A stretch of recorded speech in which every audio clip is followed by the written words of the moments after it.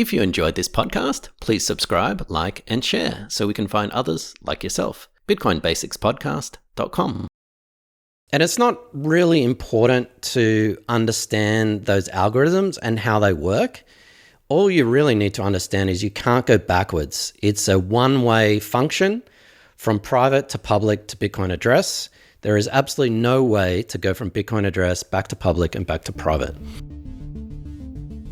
Welcome to the Bitcoin Basics Podcast with your host Ferris, that's me, and Gordon from CoinCompass.com, enabling you to safely buy and securely store your Bitcoins. All resources are in the show notes and description, including our full disclaimer. Visit BitcoinBasicsPodcast.com to subscribe and discover other free content.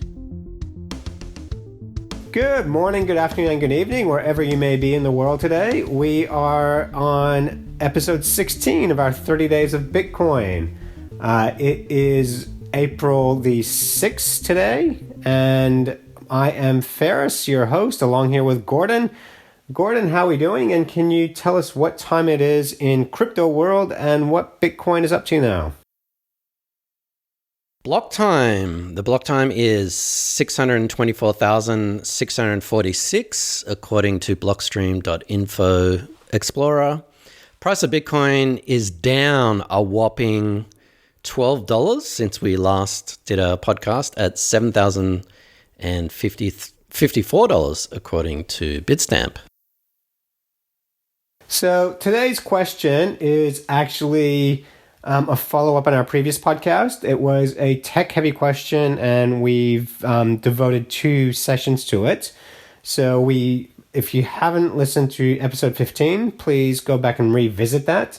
But Gordon, let's replay the question, and we are tackling the first half of it in this episode. We tackled the second half in the previous episode.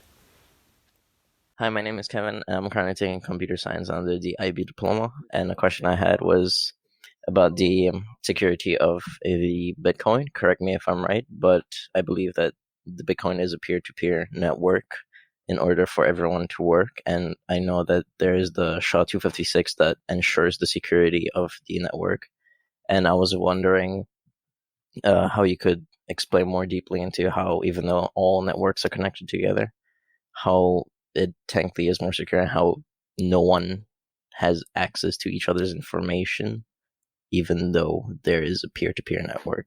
So, yeah. All right, so Gordon, this is another question basically designed for you. So what is SHA256? Is he the guy that fought Alexander the Great? It could have been, yeah, one of the 256 of those. So, yeah, this is another question from our computer science student. So I will try to remain on the fairway, Faris. And unlike last episode, I'll watch for you and your questions. So SHA-256, and I'm going to use a lot of technical terms here, but I will explain them. So SHA-256 is what we call a cryptographic hash function. And that may sound gobbledygook to most people, but I will explain that in a second. In terms of Bitcoin, so that's been around, SHA-256 or SHA has been around for 30 years, and it stands for Secure Hashing Algorithm. And in Bitcoin, it's used in 2 ways. One way is in mining. So we mentioned in a previous episode that we have this puzzle that Bitcoin miners need to solve every 10 minutes. And the example was using a Rubik's Cube, or maybe a 10-sided or 20-sided or something enormously complicated. And so it took computers around about 10 minutes to solve that. Once they've solved that, you can easily verify it. So we've got something that's fairly difficult to solve, but very easy to verify. And SHA-256 actually enables the network to verify that someone isn't cheating, someone hasn't given a false result, that no, that is actually the Rubik's Cube, it's being solved, it's actually the correct result. And I'm not going to go into that because it doesn't really solve a lot of purpose in terms of going into the mining, because that really gets into the weeds. But the most important thing is yes, Faris. So just with that, Gordon, so an example I like to use, and tell me if this is a good one or if I'm way off topic, is the Enigma machines that the Germans used in World War II. It was most recently popularized in the film The Imitation Game. And essentially, this basically was developed by Alan Turing, who ended up, being the godfather of what became the computer. So anyone who unfamiliar with the Enigma machine, please watch that film, because from my understanding, it kind of explains that really, really well, how you actually break a code. Is that the foundations of what is a cryptographic hash? No, it's actually the complete opposite. So in the Enigma code, they were getting a code that was encrypted, and using brute force and a series of computers and calculations, they were trying to break the code into normal plain English.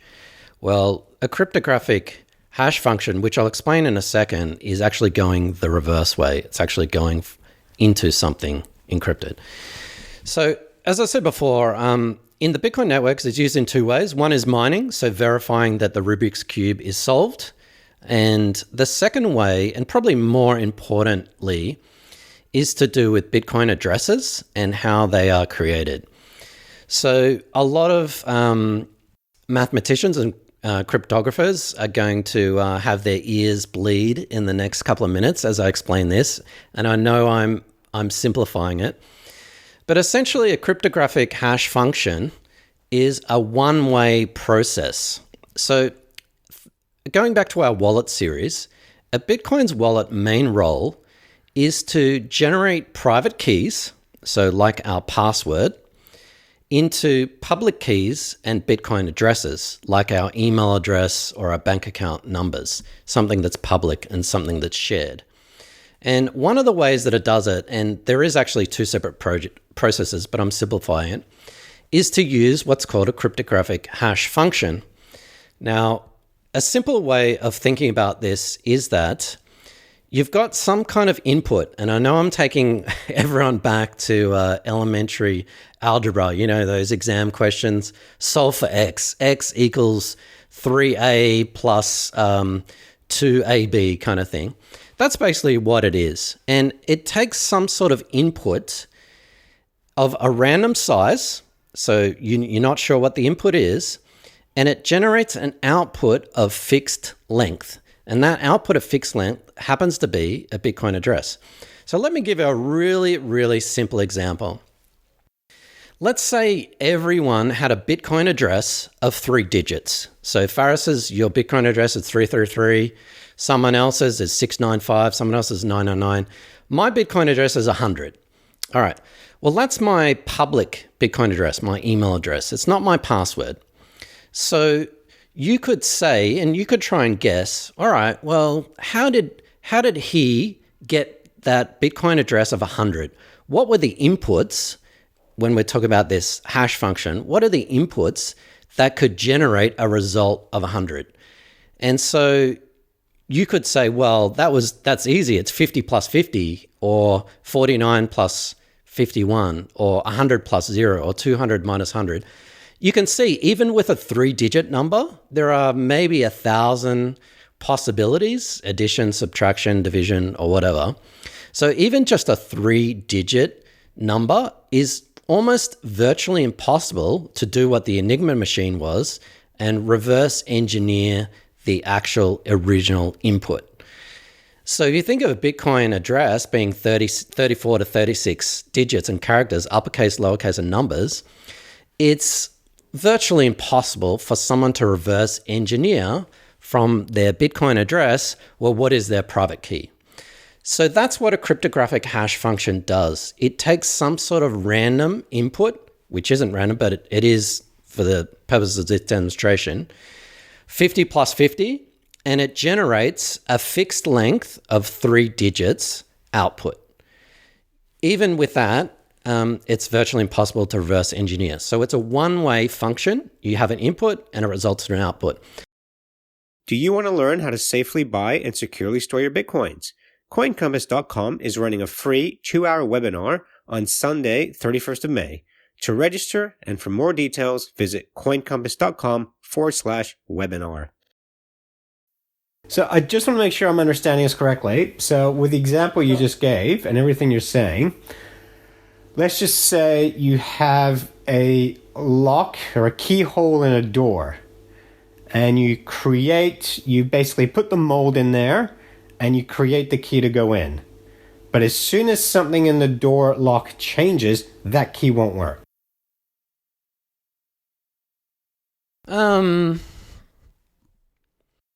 Kind of, yeah, kind of. It's not so much about changing. It's more about the fact that you can't reverse engineer the hash. And in Bitcoin, the hash is your Bitcoin address. No one can look at your Bitcoin address, reverse engineer it and say, okay, now I've figured out what your private keys are and now I can steal your Bitcoins. Right, okay. Yeah, so that I get. So you have the address and you can't reverse engineer it because you would just come up with so many different options you wouldn't know which is the correct one. So that is your private address. So sorry, can you just explain again, Gordon? So we understand the private address, how a public address is then generated. That part, just so I know I'm asking you to repeat yourself, but I might interrupt along the way. Just can you just go through that part again? Okay, sure. Well, I haven't actually talked about, so I was kind of simplifying it, but actually there's three processes. There's the generation of your private key, which you could do yourself, but usually your Bitcoin wallet will do that for you. Then it generates what's called a public key. And I'm not going to go through that process, but it uses a different kind of algorithm. And then that public key uses this SHA256 algorithm and generates your Bitcoin address. So actually, there's two separate processes that go into that. And it's not really important to understand those algorithms and how they work. All you really need to understand is you can't go backwards. It's a one-way function from private to public to Bitcoin address. There is absolutely no way to go from Bitcoin address back to public and back to private. Right. And as a complete... Sorry, you go. No, sorry. That's right. I understand that now. Yep. So as a complete aside, everyone is freaking out about quantum computing, and I think we should probably do a separate episode on this. People are freaking out that once quantum computers come online, instead of the world's fastest computer taking, 20 years to reverse engineer someone's Bitcoin address, a quantum computer could do it within a couple of seconds. And that's a discussion for another day. It's not possible now. It probably won't be possible for another 20 years.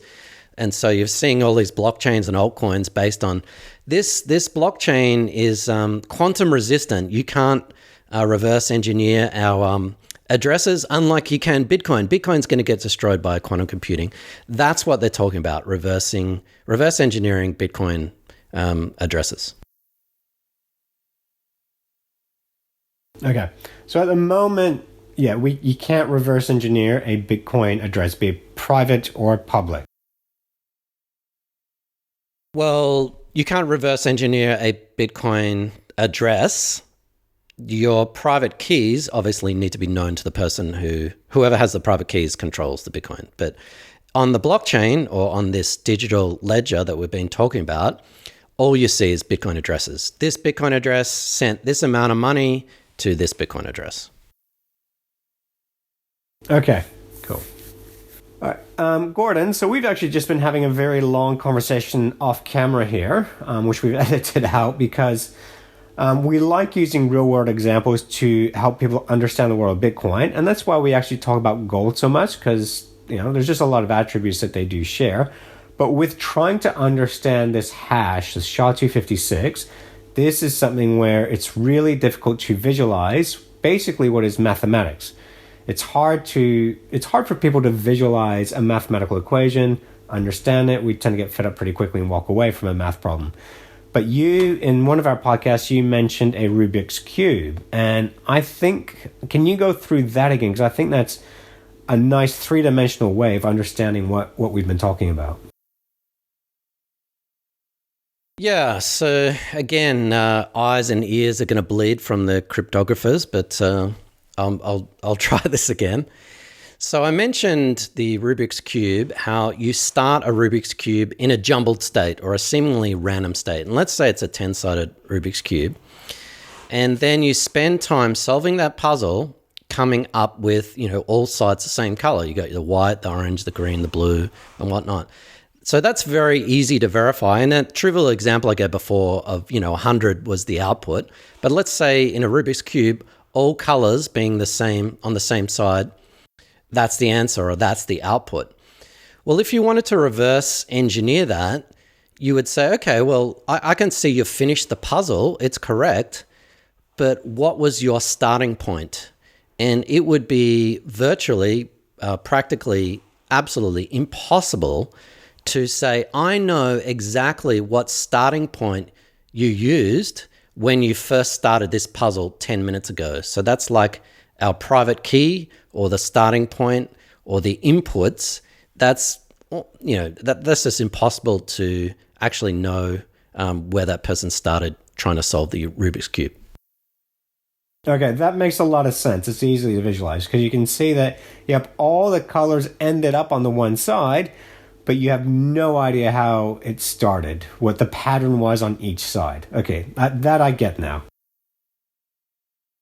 So I think that's the best way to explain it. All the colors on the same side is the output, your Bitcoin address. It's correct. It is what it is. It's blue, green, yellow, red. But your private key is how you started that puzzle, which is virtually impossible for anyone to be able to guess what that is. All right. Well, I'm very happy with that answer, Gordon. I know you've put a lot of work into this episode, and explaining this is one of the more intricate things of Bitcoin. So I'm very grateful. I hope our listeners are. And just once again, everyone, thank you for tuning in today. And please go to coincompass.com/ask to submit any questions Bitcoin related. Can be technical, can be financial, can be economic, can be very, very simple. This was one of our trickier questions, which is why I didn't say much. I left it for Gordon. And Gordon, what else can people find on coincompass.com this month? Well, feel free to ask some more technical, economic, and financial questions so Faris can be grilled for once in these episodes. On coincompass.com/free, you can find this podcast, our YouTube channel, all kinds of other resources, free newsletters, ebooks, and other things, including our free webinar that we've got coming up. So feel free to go to that and check out the dates, times, and what content we'll be covering. Well, thank you for listening, everyone, and we look forward to catching you on the next episode of 30 Days of Bitcoin. Bye, everyone. Thanks for watching or listening. Please visit coincompass.com/free to register to our socials and discover other free content. Subscribing, liking, and following helps this content remain ad-free. Until next time.